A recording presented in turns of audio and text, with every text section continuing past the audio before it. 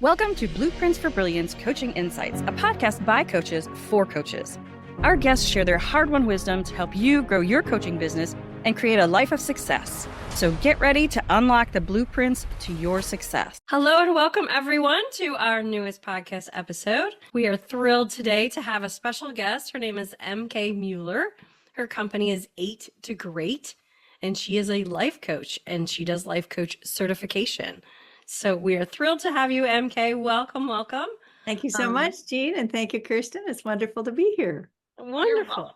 Tell us a little bit about how you ended up becoming a life coach. Tell us a little bit about you. Certainly wasn't in the cards, growing up in the 1950s. I wanted to be an actress, I wanted to be a singer, and I kind of wanted to be a teacher. And I ended up doing all of those, but landed myself in the shelter for domestic violence at the age of 34. And people sometimes question my verbiage there, but I meant to say, landed myself. I had a lot of choices in who I chose to marry. Lots of guys were asking me out in my 20s.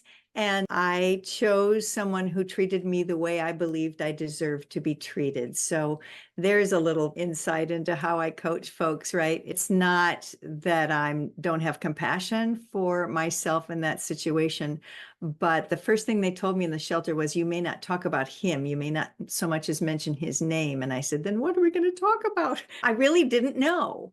I thought I had kind of a boring life. And they said, well, we're going to talk about you, because if we don't get you to change you, you'll just go find another him, or you'll go back to him. And that was a very extreme example, but I was at the top of my game. I was winning awards for singing and acting and teaching, all three. And yet my inner life was falling apart. So I decided to say, I want to know what happy, healthy, successful people learned that I didn't.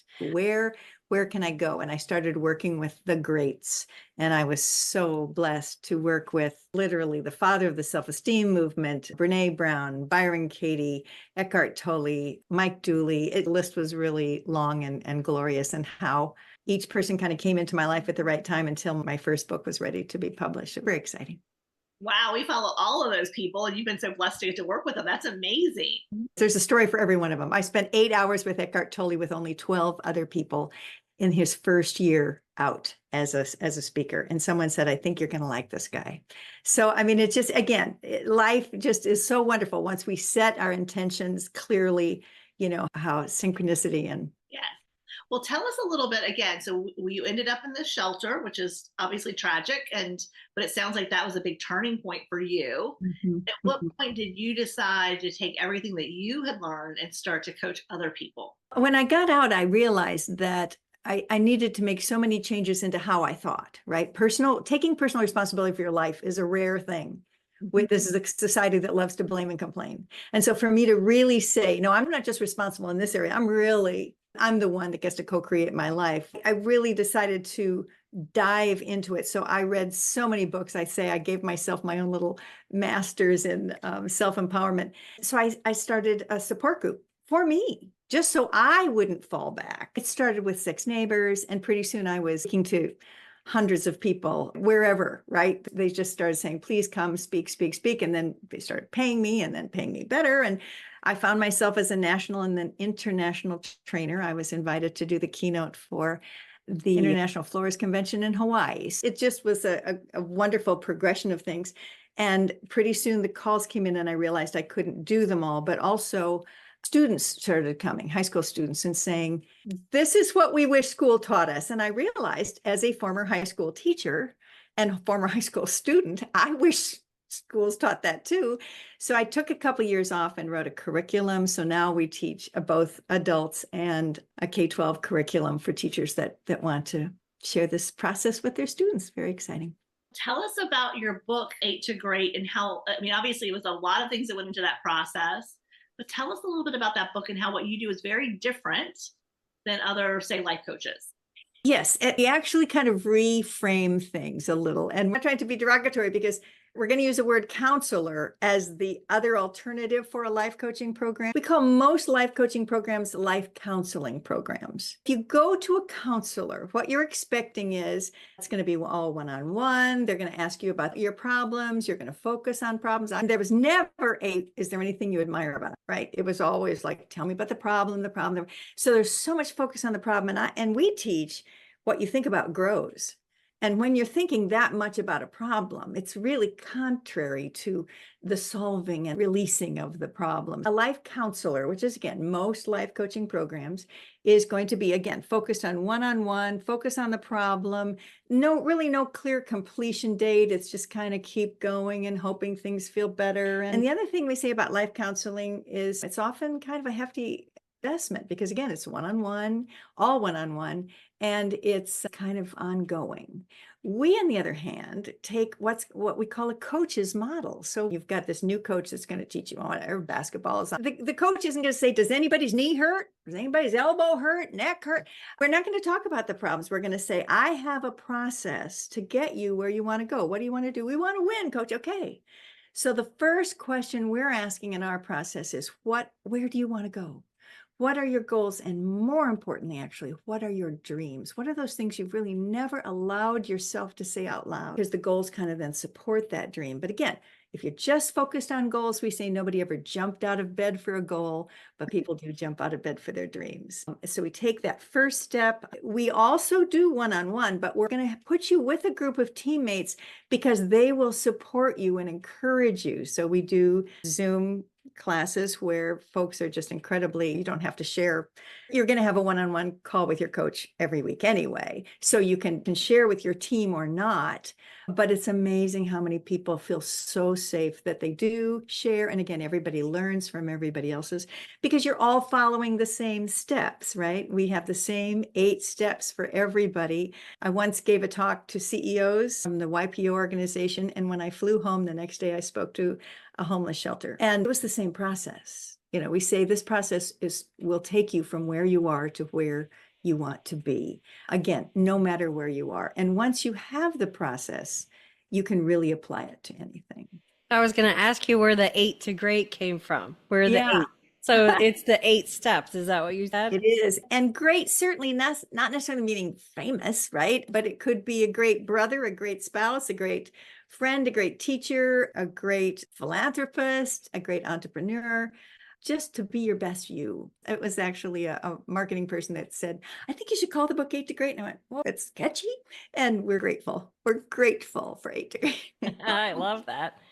Now, I don't know if it's too much, but did you want to share your 8 steps? Oh, I can. Yes, absolutely. The first one is get the picture. So if I can just tell a quick story. So I had a young woman who wanted to move to California. So our first question is always, again, not where's your pain, but what's one of your dreams? And she said, oh, I've always wanted to move to California. She was just turned 30. And I said, okay. And so we had her do a dream board. We talked about, oh my gosh, how's it feel now that you're in California? There's something we call the congratulations game. We have all sorts of, again, like any coach would, skills and games and activities that we do. And sure enough, we come up against what the next step is, which is risk. So get the pictures, Highway 1, risk. And we say, if you had no fear, what would you do? So of course the answer is, would move to California. But the third highway is full responsibility, which is you take responsibility for yourself and you help other people take responsibility for themselves. And she was afraid of disappointing her mom. So when we did if you had no fear, what would you do? And we moved from blaming and complaining, BC, to AD, right? Move from, oh, well, I can't because, right? To AD, then everything changes, acting and dreaming. So she was able to have the tough conversation with her mom and move to California. There's a side note here in that the thing that brought her to me was actually a problem. She had 3 car accidents in 6 months. And if she had another one, she was going to lose her license. So she thought that's what we were going to focus on. But that was just a sign, right? That she was running into a wall, that something was stopping her from getting where she wanted to go. So instead of focusing on the problem, we focused on the dream. Well, guess what? called me 5 years after she moved to California. She goes, I have not had a car accident in 5 years in California traffic. So again, what we find is the problem will dissipate. The fourth one is feel all your feelings. Very powerful stories from our high school curriculum. When a young man is raging, they'll ask me to come in, and literally in 10 minutes, we can help this young man who's been through anger classes, who's been through counseling, all this stuff, right? Nothing's working. One more fight and he's going to get kicked out. This is what the principal told me. And one of the instances, so we got in a room together. I, of course, asked him for permission to go through the process with him. He gave me that permission. I thanked him. I said, what's your goal or dream? He said, I want to stop fighting. Risk was meeting with me. Thank you. Full responsibility. And that's the deal here. And he said, it's me. It's not other people picking on me. It's me. That's okay. We've got full responsibility. So we went to the fourth one, and I simply asked him this question: who taught you not to cry? Because we teach, again, a skill and a process that says fire energy. Your tears are your water energy, and you need to have your tears in order to balance out the fire. And so when people are taught not to cry, as so many young men, and young women are, that can erupt in too much fire or rage. And without hesitation, he told me this amazing story that brought both of us to tears. And in the midst of this story, he's telling me, I don't think I even remember how to cry. And I said, oh, I have good news, dear one. That water on your cheeks is the real thing. You do remember how to cry. And he started sobbing. I have so many of those stories, guys. When people learn the process, so simple. Again, it was 10 minutes. It was 4 steps. It was a couple of questions. And so we teach these in our certification process so that anybody can use them. And again, we're not just empowering our life coaches to use these. The life coaches are empowering the students, right, to become their own life coach, to empower them to use these skills over and over, right? Number 5, communication. So we have a skill that is how to stop being defensive in arguments, because a lot of times people say, my husband and I argue all the time. And my dream is to stop arguing with my husband. My dream is to have this, happy, healthy relationship. The skill that often those folks are missing is simply how to listen from the heart. So we're going to just teach an activity, basically LADDY. I just made up an acronym. I think everything has to be simple. If it's not simple, you don't remember it. If you don't remember it, you're not using it. So all 8 of our highways have this little simple run to, not from, BC to AD. And this one is LADI. And that's, let me see if I hear what you're saying. And then you acknowledge what they just said.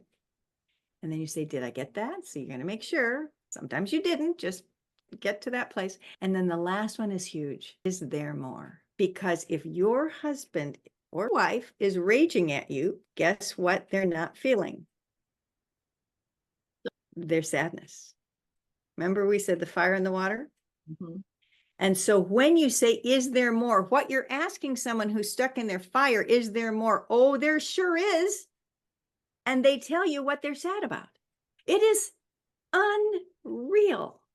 Zach was in 7th grade, and I, being the right brain that I am sometimes, 5 minutes late. So I might have been 8 or 9 minutes late that day. Anyway, so I went to pick him up, and he slammed the door and he said, Mom, you're always late. Now we teach the skill, which is if someone says always, you never, or you are such a, they're in rage. Those are the 3 rage phrases. So I knew what was happening here. And I said, oh, time to use the LADDY skill. So I said, sweetheart, let me see if I'm hearing you. What you're saying is I'm always late. Did I get that? And he said, well, not always, but too much. Now, guys, could I have gotten defensive? Was I on time the day before, the day before, the day before, the day before? Yes. Yeah. I had been late 3 times that year. Okay. But to him, it was the world. And that's what was the most important, of course. So instead of getting stuck in this, and that's what defensiveness always gets us, I was able to open up and say, is there more? And that's when he told me, yes, Mom, Mr. Schwartz has a new baby and he can't go home after school till the last kid's picked up. And I've been the last kid 3 times. Now, what's my rager doing? Sharing the sadness. Yeah, sharing the sadness. Up. He's tearing up. What's his mom doing? Tearing up. And so you end up here instead of here. It is magical. And of course, if you watch, I'm watching the women's NCAA. If you watch anybody, I just saw something last night. She practices 300 long 3-point shots a day. And that's what we believe about life coaching, right? Is that you teach them a skill and then you practice the skill. So that's what we're doing in our certification process. Our certification process is only 5 weeks. We can, because you've already read the book, which is called 8 to Great. You've already, started to live it. And so this is simply the skills to teach someone how to live it even easier. I'm going to say easier, better, of course, but easier. And so once you've learned them, it's just a matter of repetition. So they have access to myself and the other master coaches for life when they're finished. And every so often, someone will call and say, I forgot the decision-making formula. Oh, if you had no fear, what would you? Oh, thanks. Okay. I love it. And I love it, right? I get a little text and I go, oh, okay. Oh, that's it. Thank you. What's LAD I stand for? Just so sweet, so fun. And then we also offer a weekly class. If you want to grow your business, we're going to talk about marketing and all that stuff. But not everybody needs the marketing piece. Some are going to teach it to their family and friends, right? Some are going to teach it as a teacher in a school, so they don't need to market a business. So we really want to get the essence. So we've made this just a 5-week Zoom class, hour and a half for 5 weeks. You have some homework in the middle kind of stuff. And you're meeting with you're not only meeting with the group, you're also having a 15-minute call with your one-on-one coach, which can be longer if you need it. But I'm just saying we just love that template for, again, coaching the skills to win at the game of life, to be happier, be healthier, be in loving relationships, to be your best. The last 3, 6, 7, 8 are my TED Talk. So I gave a TED Talk a few years ago on the most important question. And what I was finding was a lot of people were saying, oh, he needs to have a more positive attitude. She doesn't have a positive attitude. And I said, how do you define that? And no one could. I spoke to the CEOs on the cruise ship and when I said, tell me about attitude. And he goes, oh, this again, multimillionaire. I hire for attitude. I train for attitude. It's all about attitude. And I said, that's great, Mark. And I had my pad out and I said, how do you define it? I'm writing a book. And he said, I am so embarrassed. I said, why? And he said, I don't have a definition. And I said, oh, are you coming to my talk today? And he said, yes. And I said, I'll share mine. So here it is. FGH, forgive the past, be grateful for the present, have hope for the future. Every one of your thoughts is about FG or H, past, present, or future. And when you can forgive yourself, hardest person, and others for the past, stay focused and present to your life by being grateful for what's around us. It's such a joy, isn't it? And then when worries come up, I tell people, if I told you to stop worrying, you would worry about worrying. I'm not going to tell you to stop anything. I'm going to help you learn the skills of hope and having only positive expectation.